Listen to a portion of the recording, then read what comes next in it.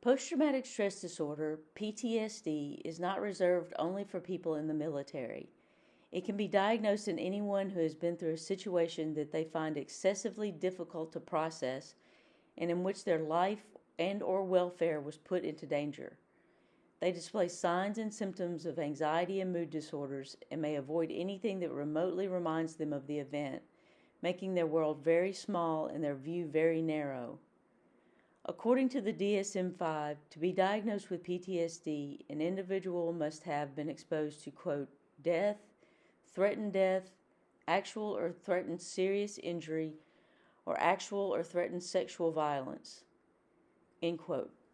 That individual can have gone through the traumatic event themselves, witnessed the event, learned that a loved one went through a traumatic event, or by indirect exposure to the event, such as when a paramedic responds to a particularly devastating accident. As a result, the sufferer experiences symptoms that could possibly be equated with the diagnosis of a totally different anxiety or mood disorder. Anxiety is present in PTSD, showing itself in sleeping and waking life through dreams and flashbacks of the event. The person may be startled very easily and exhibit behaviors such as sitting with their back to the wall so that no one can come up from behind them to cause them harm.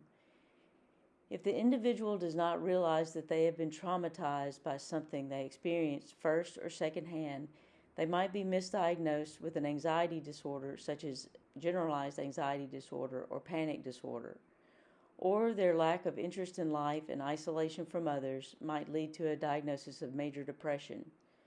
Bipolar could be inaccurately diagnosed if risk-taking behaviors and sudden bouts of irritability or aggression, prevalent symptoms in bipolar disorder, are present.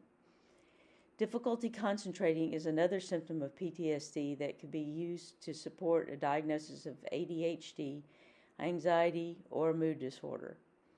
Depersonalization or derealization are specifiers that just make the diagnosis more accurate, but they do not have to be present.